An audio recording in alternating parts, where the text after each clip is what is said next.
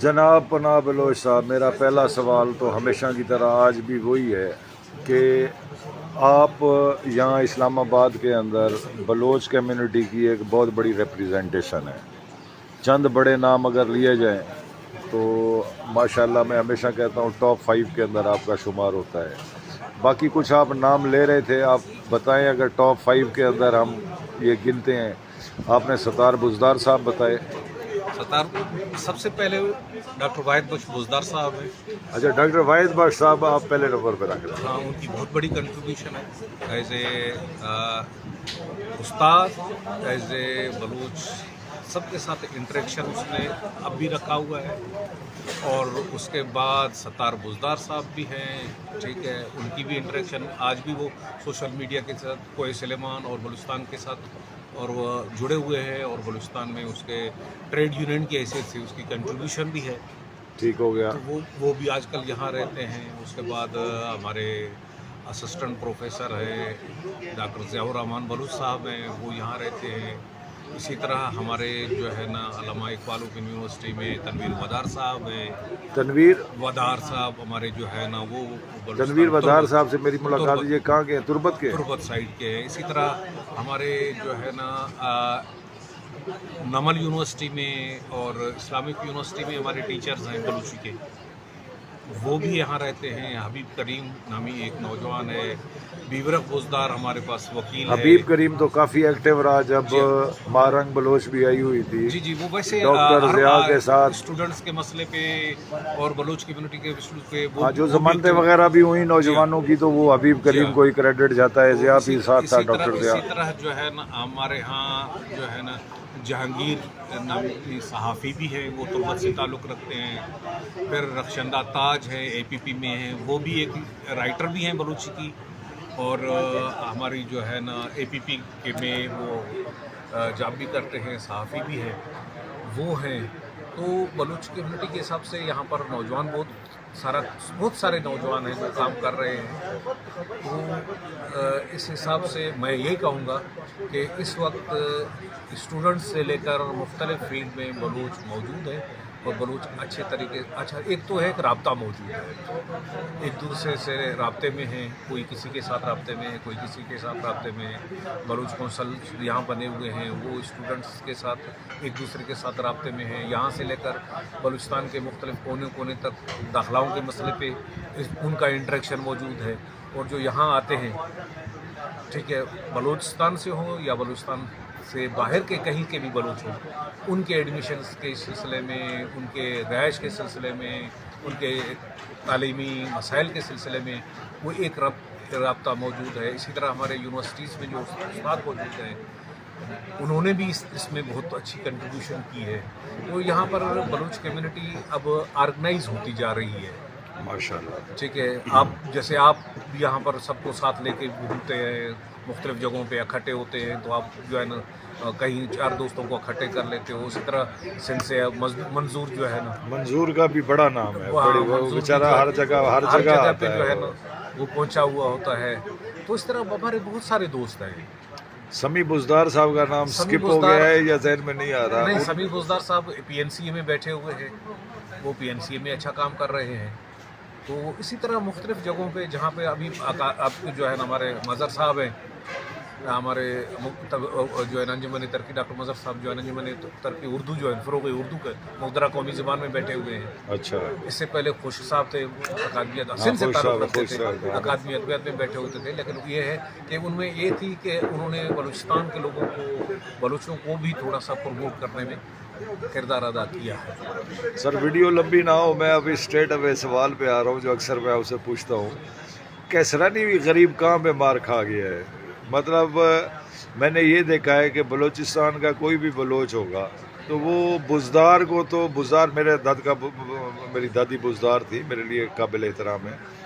ان کو جو ریکگنیشن بلوچستان کے بلوچوں میں دی جاتی ہے، کیسرانی مطلب میں دیکھتا ہوں کہ تھوڑا سا ڈسٹنس پہ کھڑا ہے. اس کی وجوہات کیا آپ سمجھتے ہیں، کیا وجہ ہے؟ سب سے ایک بات بتاؤں کہ بلوچستان کے بلوچ تو سب کو، اسپیشلی کوہ سلیمان کے بلوچوں کی ایک زبان سے لے کر تاریخی طور پر بہت بڑا کردار رہا ہے، جس میں بزدار بھی ہیں، کیسرانی بھی ہیں، ٹھیک ہے، لغاری بھی ہے اور دوسرے جو ہے نا ساتھ کھیتران بلوچ ہیں، یہ سب نے بہت بڑی کنٹریبیوشن کی ہے. لیکن بات یہ ہے کہ بلوچستان کے ساتھ انٹریکشن اور جو لکھا پڑھا کیسرانی ہے اس نے اپنی زبان چھوڑی ہے. زبان بالکل ٹھیک ہے. اچھا. اچھا آپ کو بزدار نے زبان نہیں چھوڑی. بزدار نے زبان نہیں چھوڑی ہے. پھر بزداروں میں چگا بزدار سے لے کر اللہ بخش بزدار سے لے کر واحد بخش بزدار سے لے کر آپ نئے نسل تک لوگوں تک آئیں گے تو آپ کو زوراخ بزدار کے بعد جو ہے نا یہ سلیم بزدار، یہ ان کے شاعری کے حساب سے پورے بلوچستان میں کتابیں چھپی ہیں اور پورے بلوچستان میں ان کو جانتے ہیں. اب چاچا اللہ بخش بزدار اور واحد بخش بزدار وہ ہیں کہ آپ کے نہ صرف پاکستان، ایران، افغانستان، گلف میں موجود بلوچ بھی جو ہے نا، اگر آپ نام لکھو گے کہ کوئی سلیمان سے کون ہے تو ان کے نام سامنے آ جائیں گے. واہ ماشاء تو اللہ. وہ اس لیے ہوا ہے کہ ایک تو زبان جو لکھے پڑھے ہیں انہوں نے زبان چھوڑی، باقی کیسرانیوں کے حدود جو ہے نا وہ اس طرف جعفروں سے ملتے ہیں، ہاں یہ بڑی اس طرف جو ہے وہ بزداروں سے ملتے ہیں. بزداروں کی کنٹریبیوشن زبان کے حساب سے اور بلوچستان میں انٹریکشن. سب سے بڑا مسئلہ یہ ہے کہ بلوچستان میں جو لوگ انٹریکشن رکھ رہے ہیں، جن کا آنا جانا سردار ہوں یا عام لوگ ہوں، جن کا بلوچستان کے لوگوں کے ساتھ آنا جانا ہو، وہاں پر شادی غمی تکلیف دکھ میں وہاں پہنچتے ہیں تو ان کا، حالانکہ کیسرانی وہاں پر بھی مختلف جگہوں پہ نوکری کر رہے ہیں. بزدار حاوی اس لیے ہے کہ بزداروں کا یہاں جو بھی بندہ آتا ہے کہتا ہے جی جو یہ غلام قادر بزدار اس کی یہ کتابیں آ گئی ہیں، اچھا چاچا اللہ بخش کی یہ کتاب آ گئی ہے، اچھا فلانا یہ شاعری کر رہا ہے، فلانے کی شاعری یہ ہے. تو وہ ایک انٹریکشن، علمی انٹریکشن بھی ہے، زبان کا بھی انٹریکشن ہے، دکھ سکھ کا بھی انٹریکشن ہے. اور وہاں پہ میں یہ نہیں کہتا ہوں کہ کیسرانی ٹوٹا ہوا ہے، لیکن کیسرانی اس طرح نہیں جڑا ہوا ہے جس طرح بزدار جڑا ہوا ہے. نہیں ماشاء اللہ آپ نے بڑا مدلل جواب دیا. جس طرح جب آپ اردو ادب کی اس کی بلوچی ادب کی بات کرتے ہیں، زبان کی بات کرتے ہیں، تاریخ کی بات کرتے ہیں، آپ بار بار بہت سارے بزدار بھائیوں کا نام لیتے ہیں. کیا آپ سمجھتے ہیں کہ اس طرح کی کوئی علمی ادبی کنٹریبیوشن کسی کیسرانی کی بھی رہی ہے یا بالکل نہیں رہی؟ نہیں، ایک بات بتاؤں کہ رابطہ کے لال ہمارے ایک سیریز ہے کتابوں کا، اس پہ ہمارے دوست کام کر رہے ہیں. تو میرے حساب سے کہ کوئی 6-7 کیسرانیوں کا قدیم شاعری کا بھی میرا دوستوں نے حوالہ دیا ہے. اچھا ماشاء اللہ. ٹھیک ہے. تو یہ جو 15, 20, 30 سال ہوا ہے زبان سے دوری کا، اس سے پہلے انہوں نے بھی کنٹریبیوشن کی ہوگی، کیونکہ 15, 20, 30 سال سے جو لٹریچر چھپ کے بلوچستان پہنچا ہے تو وہ ان کا پہنچا ہے، ان کا نہیں پہنچ پایا. بہت زبردست بات کی. آخری بات، ہمارے جو کیسرانی، جیسے میں نے بتایا ہے کہ اگر 80% ہمارے جو تمن کے اندر پہاڑ پہ مقیم کیسرانی ہیں، وہ تو مدر ٹنگ ان کی بلوچی ہے. بدقسمتی سے جو نیچے آئے میدانی علاقوں میں، وہ علاقے کی مناسبت سے سرائکی اڈاپٹ کرتے گئے. تو ویسے یہ رجحان جو ہے، بینگ بلوچ، آپ ایک بلوچ ایکٹیوسٹ ہو، آپ ماشاءاللہ نہ صرف ایک سرکاری افسر اور ڈپٹی ڈائریکٹر ہو ایک سرکاری محکمے کے، اس کے علاوہ آپ کی اردو بلوچی تاریخ ادب اور اس کے حوالے سے بہت بڑی کنٹریبیوشن. آپ اس رجحان کو کیسے دیکھتے ہیں؟ لینگویج چھوڑنی چاہیے یا ہمیں اپنی لینگویج؟ دیکھو ایک بات بتاؤں، لینگویج چھوڑنی نہیں چاہیے، لیکن بلوچ کے ساتھ ہوا کیا ہے؟